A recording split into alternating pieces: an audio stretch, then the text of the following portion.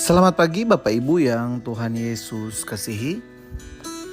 Hari ini hari Rabu tanggal 30 Juli 2025. Gema kabar baik bersumber dari santapan harian diberi judul Jangan Membawa Tongkat.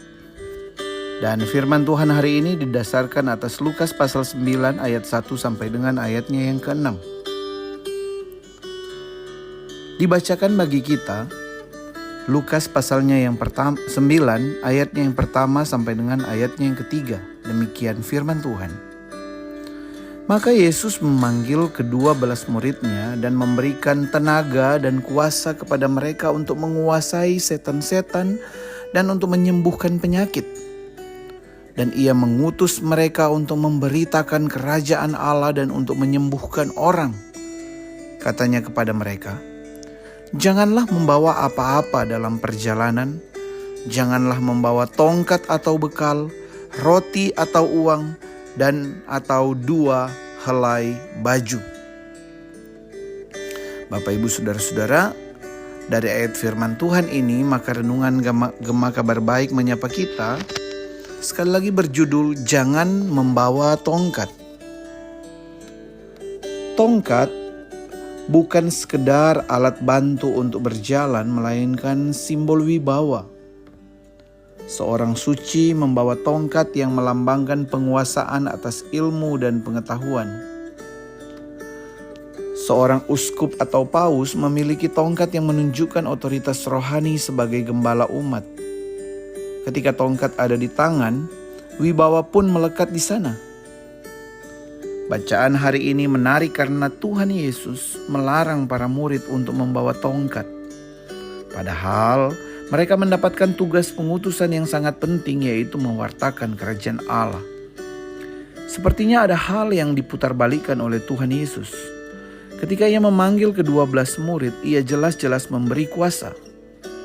Anehnya, tongkat sebagai simbol kuasa tidak boleh dibawa. Bahkan membawa bekal, roti, uang, hingga 2 helai baju saja tidak diperkenankan.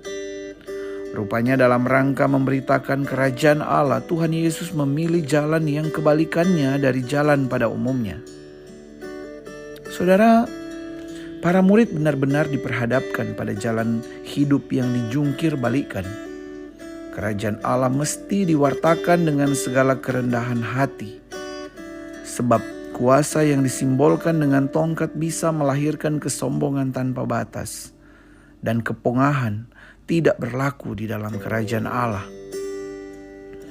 Kuasa para murid akan tampak bukan dari apa yang mereka bawa, melainkan dari sikap mereka yang sederhana.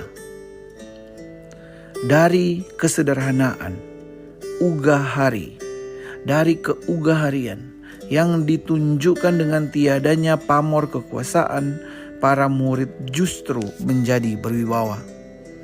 Saat mereka berserah diri, ada cahaya wibawa yang cemerlang yang layak dipersembahkan kepada Tuhan Sang Pengutus. Saudara, dari sikap ini pula para murid bisa menguji bahwa kuasa yang dianugerahkan kepada mereka benar-benar bekerja secara efektif. Di berbagai tempat dimanapun mereka diterima, Injil diberitakan dan orang-orang sakit disembuhkan. Nyatalah, kesederhanaan dan kerendahan hati adalah jalan terbaik bagi pemberita Injil.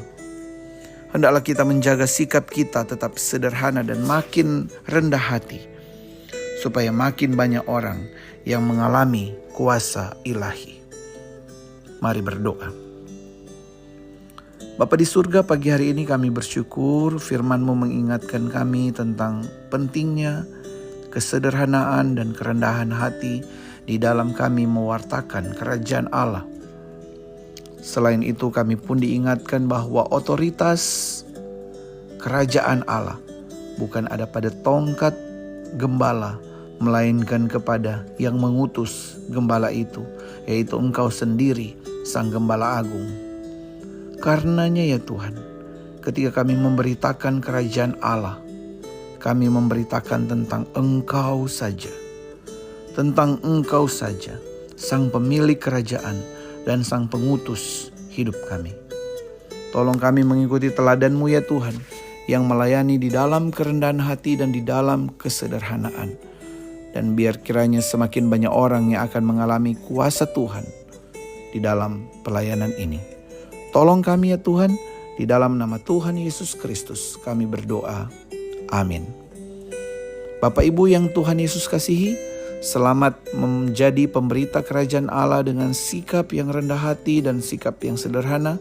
Dan biar kiranya banyak orang yang akan mengalami Tuhan, mengalami kuasa Tuhan di dalam hidup dan pelayanan kita hari ini. Selamat pagi, selamat beraktivitas. Tuhan Yesus memberkati. Shalom.